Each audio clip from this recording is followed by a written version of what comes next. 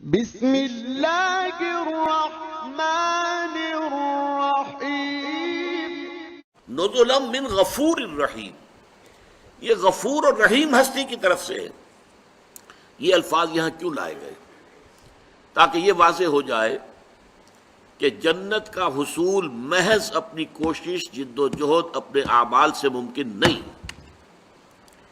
جب تک کہ اللہ تعالیٰ کی شان غفاری اور شان رحیمی جو ہے دستگیری نہ کرے، اس وقت تک جو ہے جنت کا حصول ممکن نہیں۔ اس ضمن میں ایک حدیث سن لیجئے، یہ حدیث مسلم شریف کی ہے، حدیث نبوی عن ابی ہریرہ رضی اللہ تعالی عنہ قال قال رسول اللہ صلی اللہ علیہ وسلم قاربوا وسددوا واعلموا انہ لن ینجو احد منکم بعملہ قالوا ولا انت یا رسول اللہ قال ولا انا الا ان یتغمدنی ربی برحمت منہ وفضل۔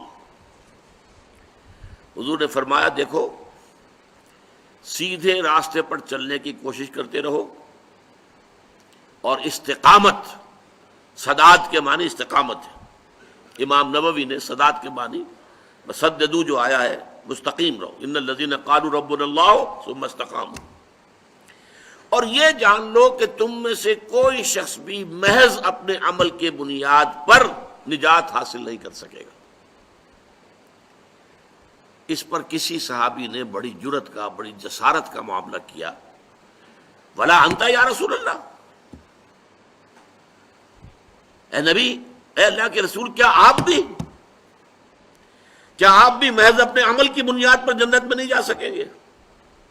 غور کیجئے، بڑی ہمت کی کسی نے، اور ہمیں ان کا شکر گزار ہونا چاہیے۔ اگر وہ یہ ہمت نہ کرتے تو جو جواب حضور نے دیا وہ ہم تک کیسے پہنچتا، یہ حقائق کیسے ہم تک پہنچتے؟ فرمایا ولا انا، ہاں میں بھی، الا ان یتغمدنی ربی برحمت منہ وفضل، الا یہ کہ میرا پروردگار مجھے ڈھانپ لے اپنی رحمت اور فضل سے۔ جب تک اللہ تعالیٰ کا فضل اور رحمت مجھے ڈھانپ نہیں لے گا، میں بھی داخل نہیں ہو سکتا۔